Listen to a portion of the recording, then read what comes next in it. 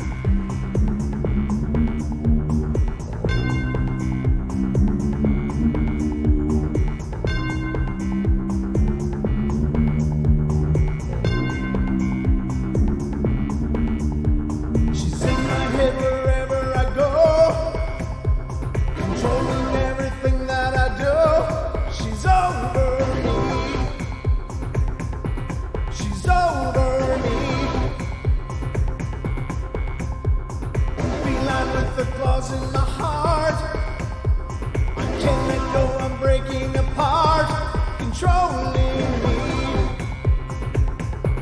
controlling me.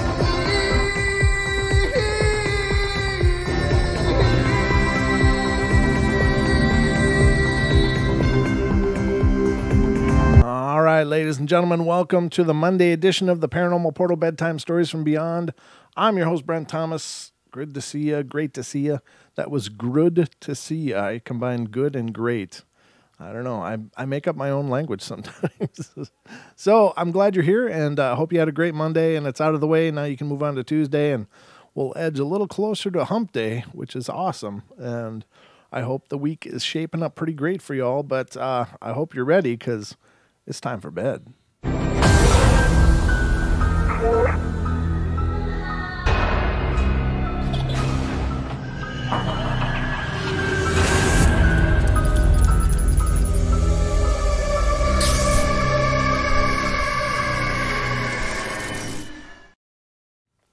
All right, everybody, buckle in, tuck yourselves in, pull up the covers, get comfortable, turn down the lights, grab a nice libation of your pleasure, and we will begin here on the portal. So, nothing coming out.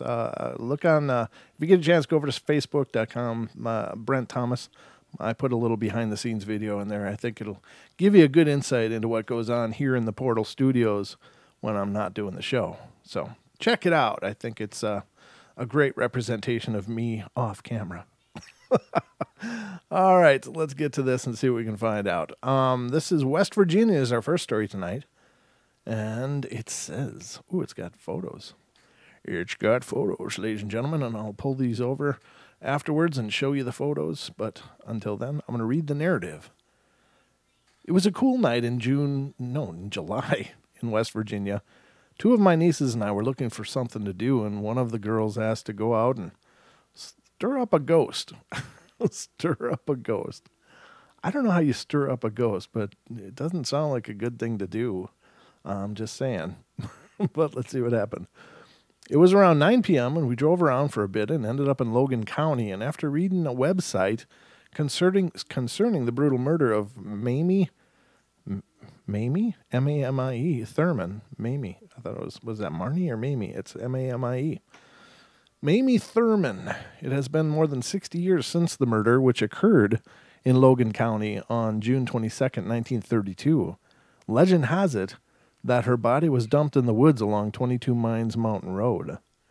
So, lo and behold, that's where my nieces and I, drove to. Nothing spells family fun like looking for a ghost of a woman who was brutally murdered and her body was dumped. Maybe just do crafts or, color pictures or something. But anyway, to each his own.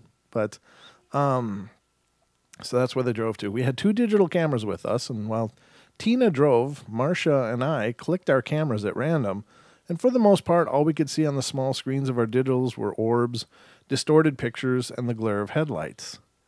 When we returned home and uploaded all the pictures onto my computer, Marcia had turned around and snapped about 4 pictures in the back windshield of the SUV as we were driving. The back window was heavily tinted. In all but one of the pictures, the only thing you could see was a black window. And in one of them, there were many orbs of all different sizes. In the midst of the orbs, you could see a very clear picture of a dark-haired woman dressed in a black coat or cloak. When I uploaded the pictures from the digital camera, I captured many orbs. One of the pictures turned out very distorted, all except the lower right-hand corner, where it was very plain to see a woman dressed in a black cloak, long cape, sitting on the ground, leaning up against a tree with her head bowed and her arms crossed. Up to this point, I was a skeptic, but now I do believe that when a person is murdered or passed before its time, that their spirit lingers on Earth. There was an update to this. It says, "Hi, if you look to the lower right, you can see a woman sitting there leaning against a tree. In the second picture I am sending was taken by my niece with a different digital camera, and the window of the SUVs was heavily tinted. Look past both the orbs to the right, and you can see a woman in a black cloak. The vehicle was on the move when both pictures were taken, and both pictures were taken about the same time. It was about midnight on July 21st, 2007, on 22 Holden Road in Logan County. Thank you for your interest in my story and the pictures." Now I'm going to bring this over, and I'm going to turn that down a little bit. Sorry. Just doing a little bit of background music just to try to keep it from being so dry, but that's a little louder background than I intended. So let's see what's going on here. All right. The first image. Oh, let me do this. Okay. So I'm going to put it on screen. You guys can see that here is the orb, I guess. And there is some streaks going on here that implies a double image. So I don't know if it was some weird reflection from the window or whatever being so tinted, but you can see the white fog line here, and then you can see like other images of it, as well as the double yellow middle lines, and you can see floating above as well, there's a reflection or a mirror effect to that. So I almost assume that these two dots are one and the same and are probably due to the flash, perhaps even hitting this, which I assume may be an antenna or something. I'm not sure, in the back of the vehicle. Whatever it could be, I don't know. But this is pretty bright. It's pretty hot. In camera terms, when you get a lot of white like this, that's from a direct reflection of a flash. Those are considered hot spots, and I wouldn't be surprised if these orbs were some kind of artifact from that. Now here is the curious part, and you may have to blow up your screen in order to see it. And let me just do this and go to the full monitor view. But there does look like some kind of shadowy figure here with a cloak pulled up, the eyes looking down, and it is pretty odd. It could be just matrixing, it could be some pareidolia, but it could perhaps be something. I don't know. It seems to sit on top of this foggy stuff that we're seeing here, and that to me is maybe gives it more credibility, or maybe makes it look like it was superimposed, one of the two, but it doesn't look like it's not blending. There's real soft edges on here, which is really important. So it does look like it blends into the scene, and you can see some of that orange into the apparition or potential apparition over here. So it looks like it could have been an apparition captured, but I'm not sure. Now let's take a look at the next one. But again, I think a lot of this stuff is, just having to do with flash hitting this, whatever it is, a smooth object or a metallic object, I'm not sure, but it was smooth enough to have a reflective surface for the flash. And so I don't know, these orbs may or may not have something to do with that. But given that we're getting artifacts from the fog line and the middle line, it seems their exposure was probably pretty long on the camera shot. because it was trying to capture all the light it could. So the next shot is this, and this, of course, just shows all of those orbs that they were talking about. And I don't know. I don't really buy this kind of representation of orbs. And what is it? I don't know. It's hard to know. And I assume since it's in the vehicle, it's not mist or anything like that. So, because that would be normally, if you were outside and you saw stuff like this, when you take photos in a fog with a flash, this is exactly what you see. This is really common for taking photos in fog, at night with a flash. So if you see pictures like this, oftentimes it's just the flash reflecting off whatever's in the air. Now, if they had the windows open, weren't driving real fast, that's possible that it maybe was some fog and came in, but I don't know. These kind of pictures to me, I mean, they're just too easy to just explain away. Or, they don't seem to represent anything real solid. It just seems like an artifact of some kind. So those are things that I look for, ladies and gentlemen, and you may or may not agree with my evaluation of this, but it's just me sharing what I know and what I look for. I wouldn't, the only thing is this apparition here does seem like it could be something. Again, I can't be for sure. I don't know for sure, but just on face value, not being able to interview the witness, interview the people involved, not being able to do test shots with their camera, not being able to look at the scene that they were in and try to duplicate it. Just all that you can do is evaluate it on what you see and what was explained. And so it might very well be an apparition, may just be some matrixing. I'm not sure. But anyway, makes for some fun talk anyway, I think. Some good experiences, good chance to share with you how I break down images and such. And again, whether you believe it or not is up to you. So that was that one. So let's get to the next one. And this is coming out of Arizona tonight. And this one's quite a bit longer. So let's see. This one has to do with perhaps a family member. So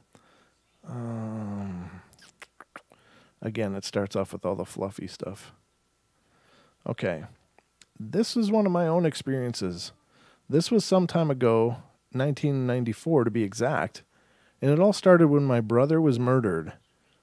He was bound and tied and shot, and then thrown on the side of the road.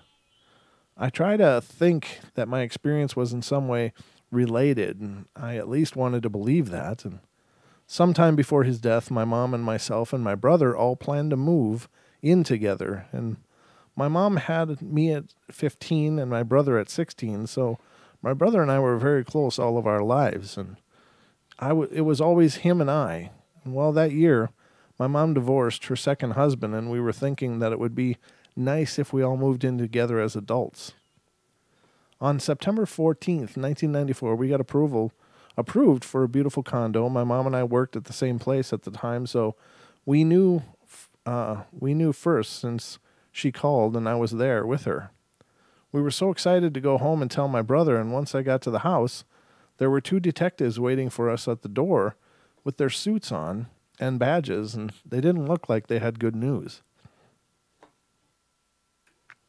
Once we got inside the house, they asked us to please have a seat, and, when they ask you to sit, there's no good news.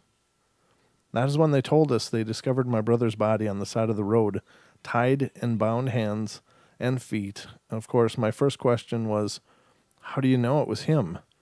And they said fingerprints from a time when he was 13 and took some kid's lunch money. They arrested him to teach him a lesson. You could imagine the loss and pain we felt. He was 19 and I was 21. To make a long story short, my mom and I had to arrange the funeral, got past that, and then next question was to decide if we should still move into the home as we planned, and we thought he would have wanted us to, so we did. My mom and me, and at that time, my 2 kids. So about 2 weeks later, I was downstairs doing laundry, my usual chore on Sunday night, getting laundry ready for the Monday morning. I was tired and decided to leave the laundry on the couch and folded that last blouse, mine, long sleeve floral print, and laid it on top of the pile, and I went upstairs to bed. And the next morning I went downstairs to pick some clothes to wear, and I saw that floral blouse on top as I left it and reached in the middle of the pile and grabbed another. And might I mention that this was my mom's birthday that day, and she had been so sad, and no need to explain why. I got dressed, and my plan was to go in early to work so I can get out early to have a special evening with flowers, balloons, and the whole 9 yards. Just her and my kids. So she had already left that morning, earlier than I had. I did get out early that day and came home before her and put the flowers down on the dining room table and went upstairs to change, and I went to my room, and I saw that there was a blouse laid on my bed. Now, my bed, I always make it before I leave in the morning. This blouse, the one I mentioned earlier, the floral print long-sleeved one, was laid out as if ready for someone to wear. Laid out like a cross, which was weird to me. Arms of the blouse extended out like it had just been ironed. Okay, I thought. I know I didn't put it here, and I had seen it that morning, so I know it was downstairs on the couch, and at this point I figured, well, maybe my mom had come home early and wanted to wear it and changed her mind, and I figured she would be home later, never even thinking about it, and went on to my usual business. My mom came home on a regular time and did the whole surprise thing, and she was happy that I did that for her, and as we started getting plates ready to serve dinner, I asked her, Mom, when you came home today, you didn't decide to wear my blouse, did you? And she was like, what are you talking about, Mia? And she said she worked the whole day and hadn't left early. And then I was so freaked out, only because there was no way I put that blouse there laid out like that. And I told her, and we were both freaked out because she knows I'm not nuts, and I certainly wouldn't lie. She did say, though, maybe you put it there and changed your mind. And I said, no, Mom, I knew what I wanted to wear that day, and that blouse was not it. To this day, that scares me, but in a way, I would like to think it was my brother trying to communicate somehow. It creeps me out to imagine that blouse floating in midair from downstairs to my room, upstairs, or however it made its way up there. But believe you me, it was not done by me, my mom, or my kids, who at the time were at their dad's house. I know it sounds weird, but hey, I can't explain it even today. I just can't. I wouldn't think it was my brother. I wouldn't think if it was my brother, he would have chosen another way to be noticed, and that was odd to me. But then I'm not a ghost or a spirit, so I wouldn't know. I like to think it was him at least, and I apologize for the length of the story, but it would not have made any sense unless I gave the detail, and I hope it gets posted. Thanks for reading. Huh. Well, that's cool. Again, those kind of things are pretty tough. Wonder how I made it to this far. Huh. That's strange. Okay. Yeah, I don't know. I suppose they do, and we just talked about this last night. The people we love when they pass, maybe they do come back. Maybe they do show us things. Maybe they do make these little obvious things happen just so we know. And very cool if that's the case. If that really is those that we love that passed and have made that journey, it's really neat that they can still let us know, like, hey, everything's cool. I'm here. This is me showing you. The next one's coming from Alaska.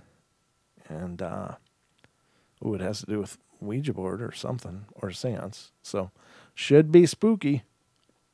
I realize that people here will think I'm probably nuts, but I swear on my immortal soul that this happened. I decided that communication was the only solution to my problem with the shadow people, so 2 nights ago I began to make contact. Last night I finally got a response, and even I couldn't believe it was happening, even though I was sitting there hearing it. Last night I went into my room with a flashlight, and what I admit was false courage, and it was 11 at night, and I know for sure because I took notes in a notebook to track time and any responses I may have gotten. Unfortunately, I don't have a digital recorder or camera that may have caught some of the responses, just what I wrote in the notebook. I sat on my bed and opened the notebook, pencil at the ready, with my flashlight tucked in tight to my side, and I kept the light off and the door closed to shut off any outside influences.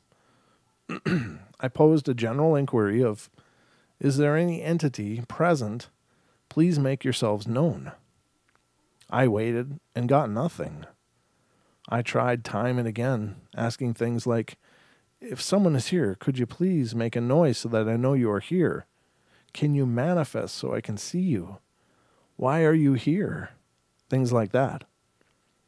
As time went on, I came up with nothing. I began feeling like, foolish. I made the move to get off my bed and turn on the light when a loud crackle came from somewhere at the end of my bed. I quickly looked at the clock and jotted down the time by then. By then it was 12:37 a.m., and I sat and waited for the sound to come again, and when it did, I tried to pinpoint its source and found that it was coming from the speakers of my stereo, which sits on the shelf directly at the foot of my bed, and I went over with my flashlight and checked the wires to see if it could be the cause, and saw nothing wrong with them, and made the decision that, I believe, gives this whole experience credence. I unplugged the stereo. I went back to my bed and did a quick scan of the room before turning the flashlight off. I put the pencil back against the paper and asked again, "Is there anyone in this room with me?" The speakers crackled again, and I tried not to panic. I knew for a fact that I'd just unplugged all the wires of the stereo, and there's no reason for it to make that sound. Just to be sure, I checked with the flashlight, confirming what I already knew. It was still unplugged. There was no power being fed into it. I asked, "Could you maybe use the speakers to communicate with me?" Then there was another very loud crackle, and I thought I heard a voice in the static, and I picked up my pencil and asked, "What? Could you repeat that?" Another crackle, and then I took to marking them as responses in the notebook. This went on for a while as I asked again and again who was there and why, and after some time I made a mark of the time, and at that point it was 2:12 a.m. Finally, I swore I heard a voice in one of the crackles, and I leaned closer to the speakers, and I asked in a clear voice directly into the speaker, "Why are you here?" The crackle I got in response was quieter, kind of like when you tune a radio and the static goes down, allowing you to hear bits and pieces of a station, and I swear I heard the word "stay." I wrote the word down and asked, "What do you mean, stay?" Another crackle, and then I heard, or thought I heard, "Never leave." I don't really remember firsthand what came after that, but according to the notebook, this conversation ensued. "Do you mean that you don't ever want to leave? Or me to leave?" "No." "Do you mean that you don't ever want to leave?" Static. "Do you wish to remain here in this room?" "Yes." Stay. "Why do you wish to stay?" Static. "Have you always been here?" Static. "Are you still here in this room with me?" And then I noted that there was a loud, high noise that came out of the speakers, and I made a note that it sounded vaguely like a scream. Then a click came out of the speakers, and like when someone hangs up a phone. I don't know what this means or what to do now. Whatever happened, I don't remember most of it. If it weren't for the notebook, I wouldn't have any idea what happened. Could it be that I actually made contact, or is this simply my subconscious putting on a show for me? I can't tell, and would greatly appreciate any input if you have any. Thanks. Yeah, that's pretty profound, especially without the power. So, if you're familiar with electronic devices, of course, you know that capacitors can hold a charge, and, even unplugged things can make noise for a while. But this is happening over a period of hours, and I don't know that there's a battery backup to it or not. I don't know. But if there is, then, maybe it's just some weirdness with the stereo. But what if it's real? What if that is the way that they chose to communicate with him, or it chose to communicate with him? I don't know. Pretty powerful. Could very well be because, again, electronic devices don't seem to be much of a struggle for them to manipulate. The next one is coming out of Virginia. This story is really short, and this stuff hasn't happened to me, but to my mom. But she doesn't think anything of it, but my stomach flips whenever I think of it. It doesn't help that I'm home alone right now either. Yippee, I've lived here all my life, 12 years, 12-year-old, and in this hopefully normal house. About 4 or 5 years ago, my dad's mom moved in with us, very sick, and we made a bedroom out of the front room, and that is where she passed away. Her ashes are still in that room. All her life, she was a prankster. Even after her death, it started out with little things. The first was moving the toothpaste, the slamming doors, pushing my dog into the pool. She disliked this dumb but sweet dog. And then for about 1.5 years, she stopped. But now she started again, and I have no clue what's triggered this, but I really want to talk to her. If you have any advice for this, please comment. Now scarier things have been happening. About 2 months ago, one night at about 3 a.m., my mother awoke to the sound of the shower going full blast. She checked on us kids to see if we were in the shower, but we were all asleep. Then she opened the door and the shower was still on full blast. But when she looked in, the shower nozzle was just dripping. My mom has a brave soul. Then last night, my mom woke up at about 2 a.m., the sound of fake woo, woo, the fake kind, like from old horror movies, from my brother's room. My brother was just at a party that night, and it didn't seem like me. Then she opened the door, and no one was there. That's creepy. It's nothing really, really over the top.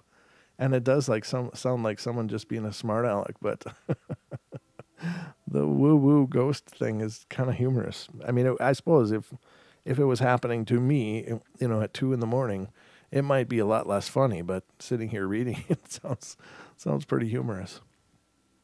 But anyway, the next one is coming from Virginia again. It was late one night, and I felt like I could connect with a spirit. Sure, why not? What are you doing? I'm watching TV, but I think I'm going to connect with a spirit later. I just had a strange feeling, but I was ready for this to happen. I always felt that I could open up and be a medium. I just never really believed. And so I thought it was made up or something terrible would happen. And it must have been around midnight when I went upstairs to my bedroom and laid down on my bed, and I spoke out loud. I said, "I'm here. Come to me. I'm ready." I heard sounds like someone walking up my stairs, and then I felt paralyzed. I physically could not move. There was a loud, high-pitched scream in my right ear. I could not move, and then finally it was gone. I couldn't sleep that night. What happened? Another time when I was a little girl, about 4 years old, I was living in Miami, and I woke up from my bed and started to walk to my parents' bedroom, and I wanted to snuggle with them. And as I was walking down the hall, I saw that there was a party, and there must have been about 50 people, spirits or so, and they were eating at our dining room table, and it was buffet style in the Florida room. And these people were dressed like from a different era, maybe the 1940s. A lady dressed all in black with long black hair came to me. She knelt down and told me, "Shh, go back to bed." That happened 33 years ago, and I have never forgotten her. Who could she be, and why did she send me back to my room? Probably because you're a kid and they didn't want kids at their spirit party. I don't know. Very strange. But cool. That's a very cool experience. If that is real, that is incredibly profound. I mean, that's like, okay, say if you're going to be an earthbound spirit, wouldn't it be cool if there was buffets and parties and stuff, like all the earthbound spirits get together and have, potlucks and stuff? I think that's awesome.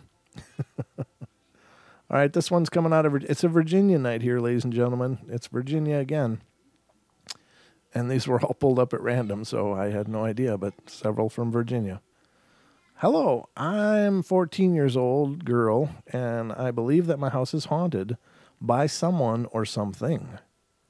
One day I was home alone downstairs on the computer, and I was just sitting there, and I heard someone knocking. I knew it couldn't be either of my pets because they were sitting right in front of me in plain view, sleeping.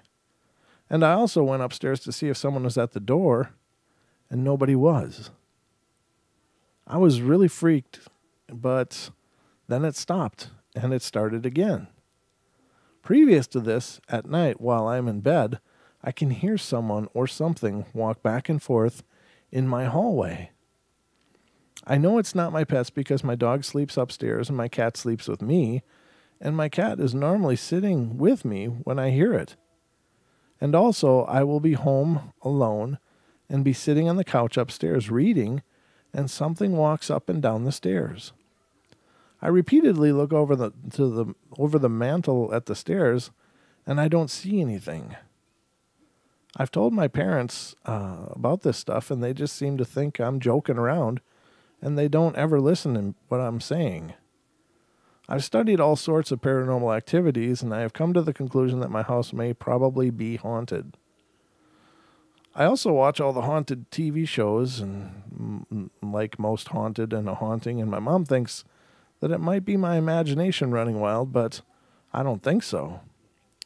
So what do you think, and what should I do? Well, this is written in 2007, so again, it's quite a while ago. I'm sure this person is an adult now and has probably got this dialed in, but here's one thing I would like to say, ladies and gentlemen. By watching television shows, you are only getting a really narrow, small snapshot of paranormal investigating. You are getting a little tiny picture of what is involved. You're not feeling the fear. You're not feeling the intense emotion that can be imbued in a place. There are places you walk into and they feel like you're in the bowels of hell. I don't know how to explain it other than you feel like you're in a soup of evil. And you watch these shows and it's easy to chuckle when they run out, being absolutely terrified and stuff. But when you're in those situations, when you're in a very terrifying situation, if you've never been in a haunting experience, you can't, really imagine. You can't objectively understand what that feels like. But for the most part, most paranormal investigating is a lot of time and very little by way of proof. But when things do go off, they go off in an incredibly profound and energetic way. And watching television shows does not brace you for that. It does not prepare you for that. I think if you're interested in paranormal investigating, get tied up with a group that's doing it. Follow along, go along on group investigations if you can, and get an understanding of what's involved. But, I that's the one part about the TV shows that does bother me, because people think, well, I watch Ghost Adventures all the time. I'm totally ready to investigate. It's like, no, you're really not. You're not ready to be absolutely terrified and go sit alone in a dark place when you feel like someone is breathing right down your neck and wants to eat your soul. I mean, you can't prepare for that kind of stuff. That's just something you got to get your, feet on the ground for. So, don't think that by virtue of watching television shows, you are prepared to paranormal investigate. Now, I don't think they're terrible if you take them for what they are. They do showcase a lot of times decent technique. They do talk about a lot of the equipment involved, a lot of the techniques they're using, and those things are very powerful and very good, because it gives you an idea of what will be happening if you do investigate. And even shows you some techniques or how-tos, how to conduct investigations on a very rudimentary level. But there's a lot more involved. It's a lot of work, a lot of time, and definitely get involved with a local group if you have. And now there's paranormal groups everywhere. Just go on Facebook and look for groups in your area. You'll find some.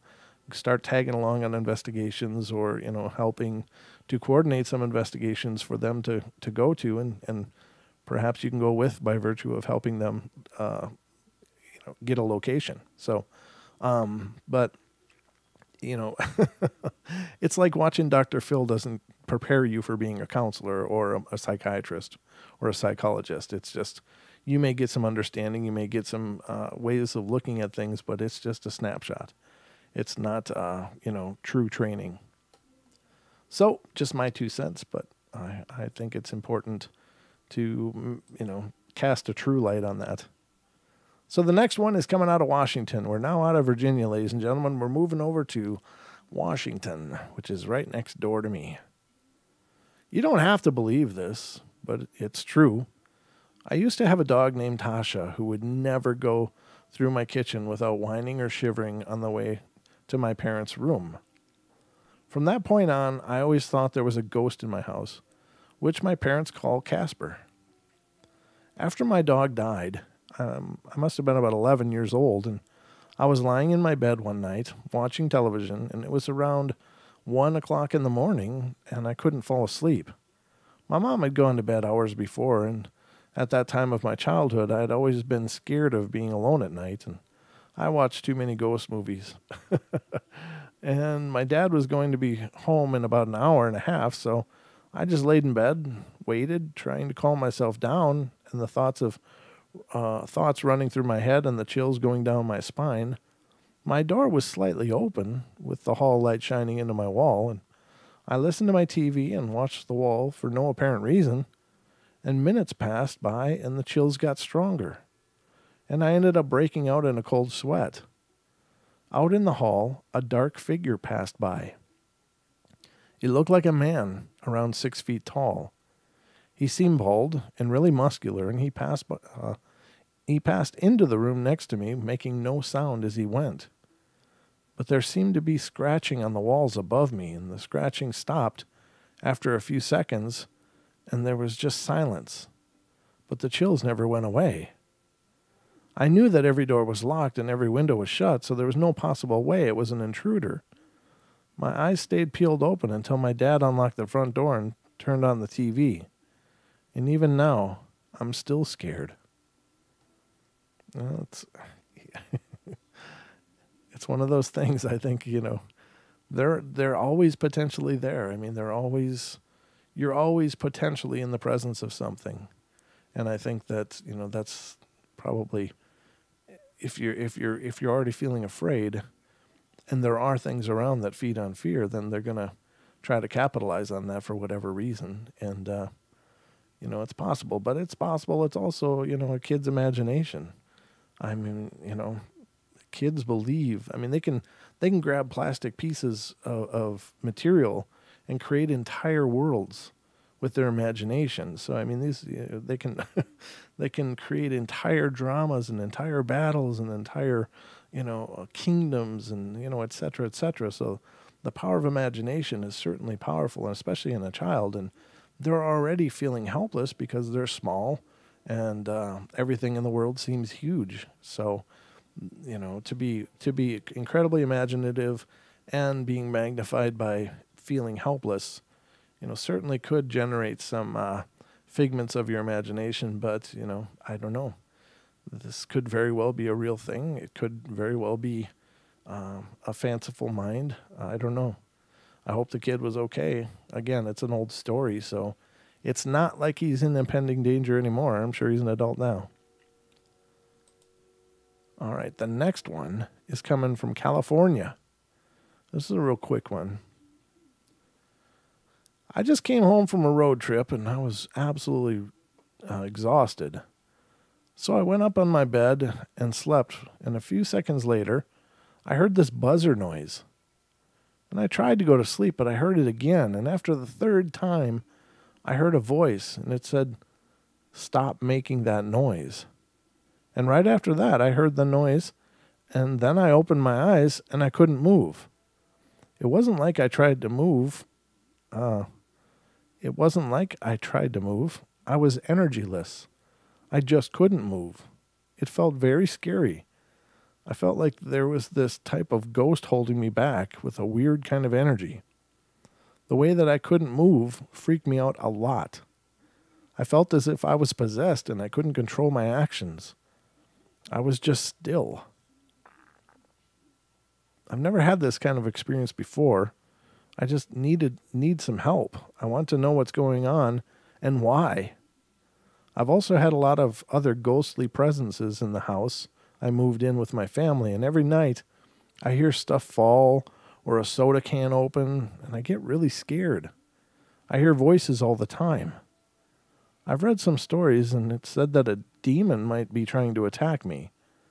I'm Catholic, but I don't wear a cross, and I've always been told ghosts are never in a Christian or Catholic house. Really?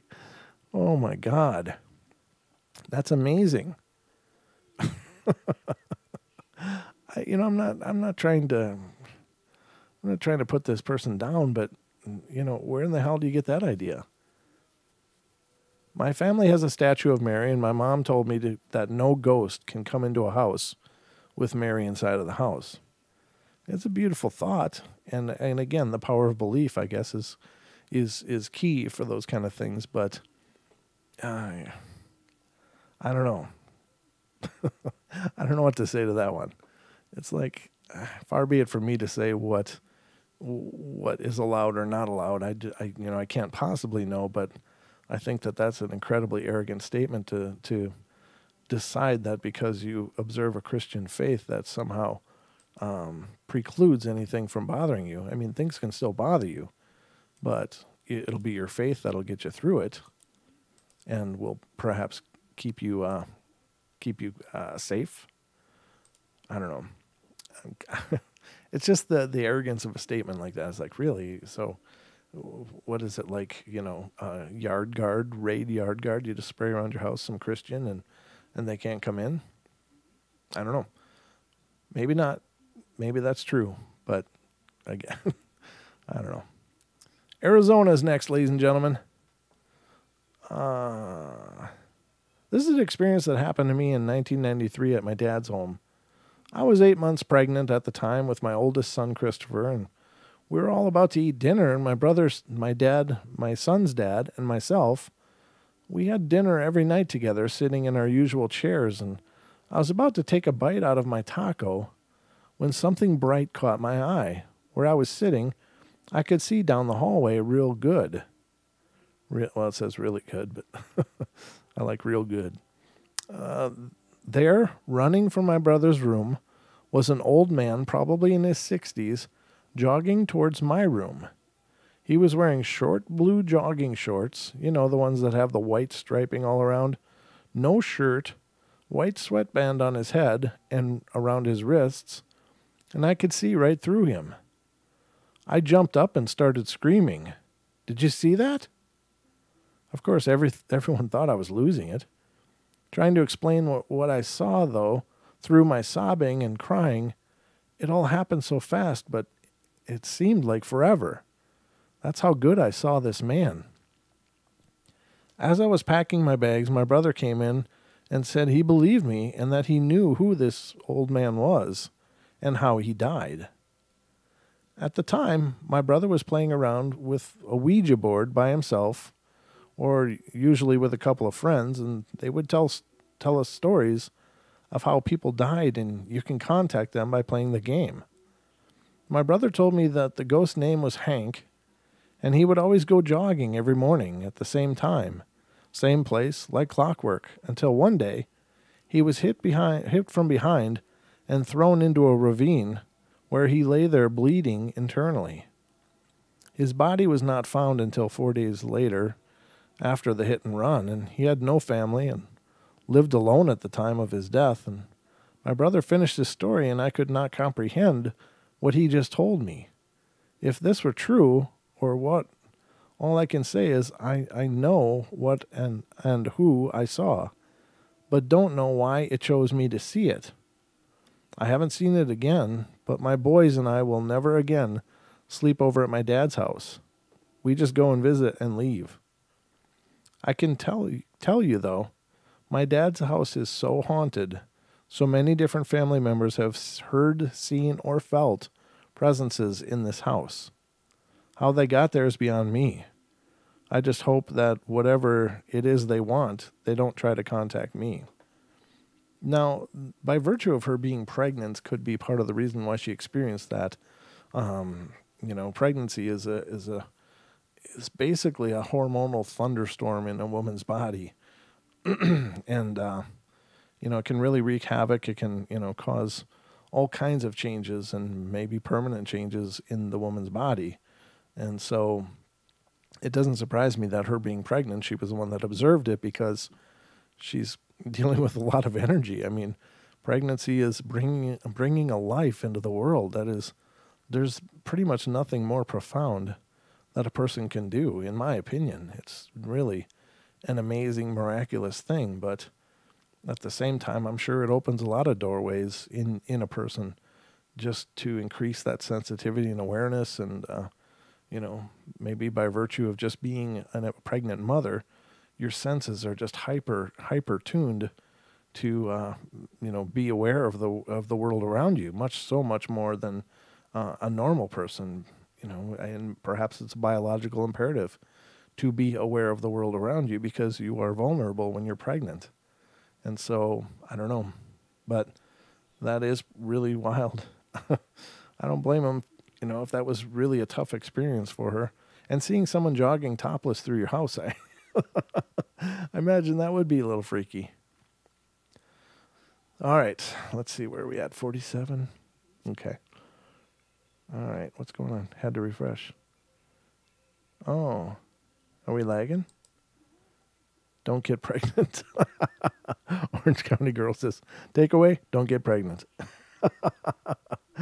Well, I hope it'll be there on the refresh. I'm sorry if it's lagging for some reason. Let me check the streaming app. Looks good. I got a green bar on YouTube and on my streaming app. So as far as I can tell, my connection is good. But let me refresh my end because I don't want you guys missing out. There. Yeah, I'm here. Okay. I hope it's good now. But yeah, we're okay now. Okay, thanks, Julia. And I don't know. I should probably keep an eye on the chat. But it's hard to read and watch chat, so I apologize if I'm oblivious to what's going on in the chat room. But it's just me. Loud and clear. Good deal. All right, so let's see what's next. This is California. This experience actually started 2 days before the actual event I'm going to relay to you. It actually starts the night I took the math placement test for college in January of 2006. Upon getting my results, I naturally called my mom and dad in Texas. I live with friends in California and friends who I have come to regard as a surrogate family. So I refer to sisters when I biologically have none, and make a pointed difference between my Texas mom and dad, the biological ones, and my Cali mom and dad, just for reference, to give them the good news. They sounded upset when they answered the phone, but my Texas mom is a bit of a hypochondriac, and I figured she just thought of something else that could be wrong with her, so I didn't ask why they were upset, and I passed on my information, bathed in their congratulations, and got off the phone. And as I was getting off the phone, I heard my Texas dad in the background of the call say, "Do you want to tell her?" But by then my mom was hanging up. Now, while I'd been in the testing center and all of the day beforehand, I'd felt awful, and I chalked it up to nerves and taking my first standardized test, the GED aside, since first grade. I was homeschooled from second grade on, and I felt better after passing, but during the entire next day, I felt sick again. Just knowing what I know now, I would call it sick with grief. But then I thought I was getting the flu, stomach cramps, nausea, headache, and depression. Before I go any further with my story, I feel I need to explain that I had just moved from my Texas parents' house in September of 2005, and I'd been back in December for a week to visit, and during that time, 10-year-old Smokey did not stray from my side. She slept on my bed and followed me everywhere. She'd always been a follow cat, but I knew something was different this time. I think we both knew that this visit would be the last time I would see her. I worked hard to try and be able to bring her with me, but the vet wouldn't give her clearance to fly, and And at under 12 pounds, and at her age, she was just too old and too small to fly. And there was no way I could drive with her. In her whole life, on top of everything else, she'd never left the little apartment I shared with my parents. I raised her from a tiny kitten in that house.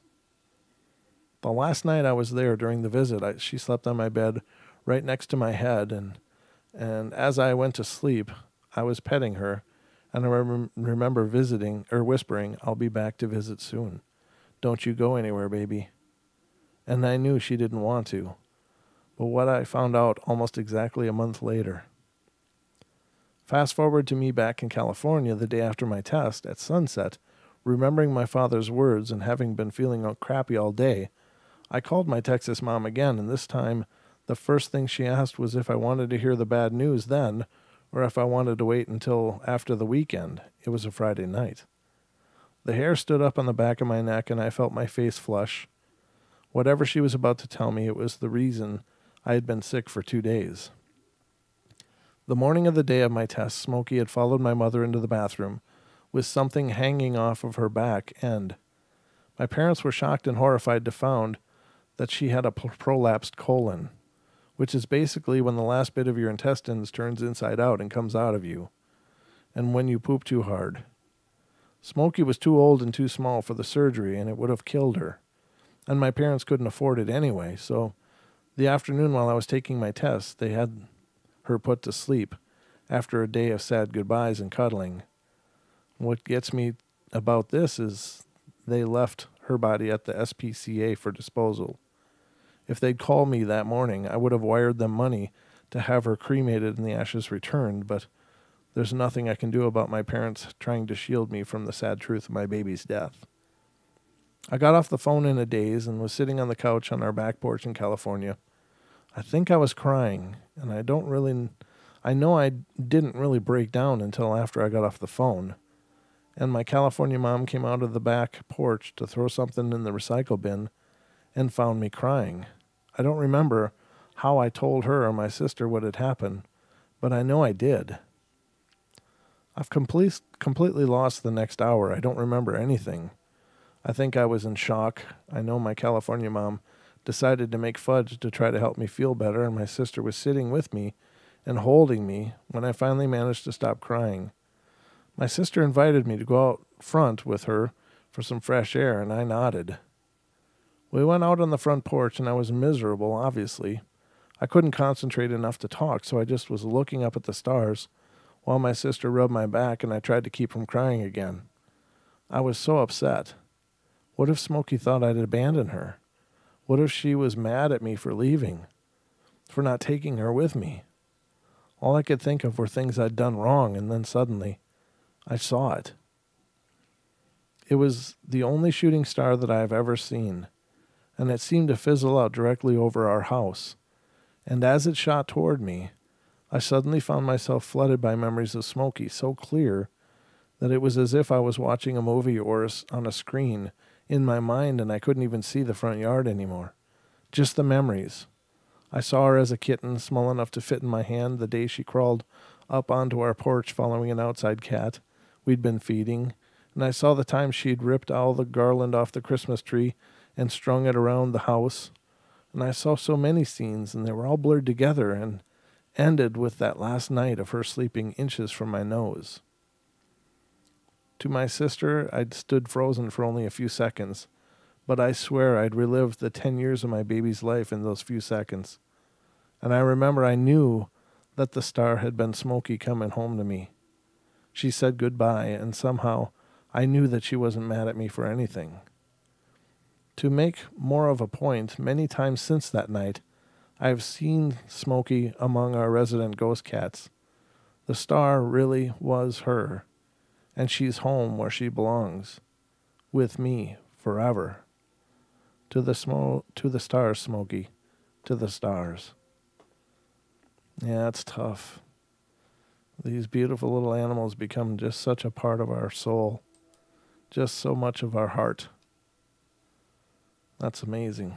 And yeah, I don't doubt for a minute what she experienced is exactly what she experienced. The last one for tonight comes out of New York. Looks like we're going for about a full hour tonight. So, but I can't end on a sad note. I might as well end on a scary note. Not that I know this next story is scary, but anyway, this is from New York. I've had paranormal experiences since I was a very small child, and when I was 17, my family moved from Texas to New York. As it was still school time, my parents decided that I would stay with my older sister to complete my school year before I moved with them into our new house.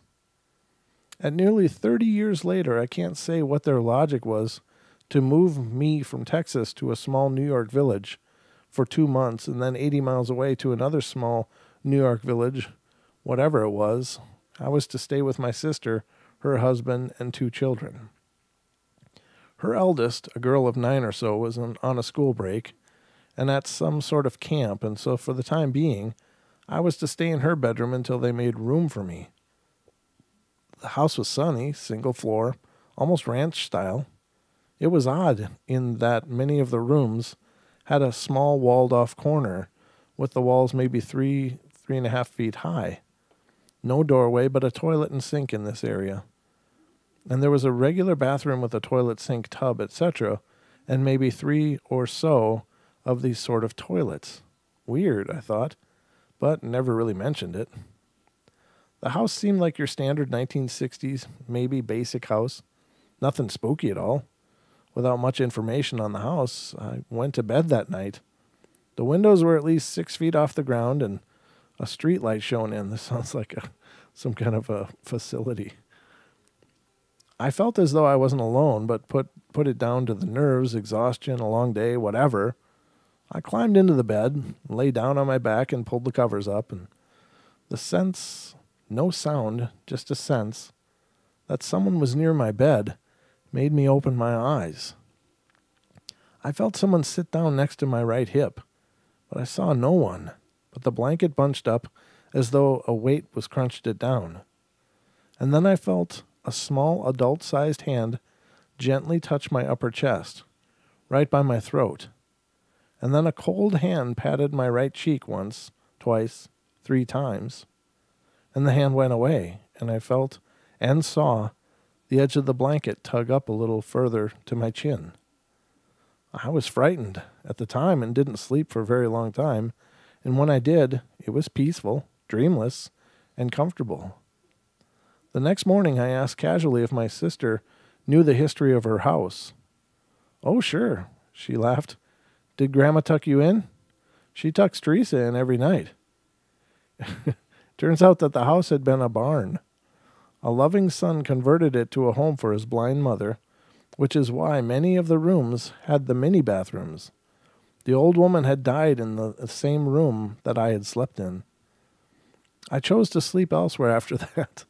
I wasn't particularly scared of her. I was just a twitchy 17-year-old twerp who wanted nothing and no one nearby. Typical adolescent behavior. I look back and laugh now, as there was nothing but love and comfort in that visit. That's really cool. That's really cool. All right, ladies and gentlemen, I think that wraps up our show for tonight. I hope you enjoyed the journey through the portal on the Bedtime Stories from Beyond. And again, tomorrow's Tuesday, so I'll be back tomorrow with more of the bedtime stories. And Don will be joining me on Wednesday for some paranormal mayhem, as usual. And then remember, Thursday will be the bedtime stories again, and then Friday we will be joined by our paranormal investigator roundtable discussion. It'll be 3 paranormal investigators here to answer your questions, here to discuss paranormal investigating. So it'll be MCAT, Mike Hetzel, it will be Dan Pruitt, and it will be Lisa Martin. We'll be here on the portal on Friday night. And then Saturday night, Don will, of course, return, and we'll have Robin Moonshadow on, and she will be telling us of encounters people have had with the proto-pygmies and little people, and we can explore that realm on Saturday. So I hope you guys will tune in for all of them, but if you can't, make the ones you can, and just watch the replays on YouTube if you missed the live shows. But keep spreading the word, keep telling people about the portal, and keep carrying the candle for us. You guys are amazing. I thank you so much for spending the time with me tonight. I love you all. Be good, be kind, be nice. Take care of each other. Help each other out.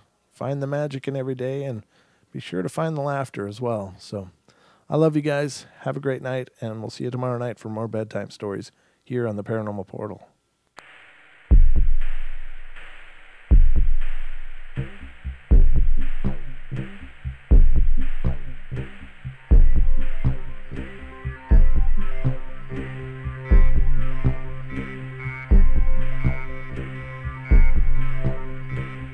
Mm-hmm.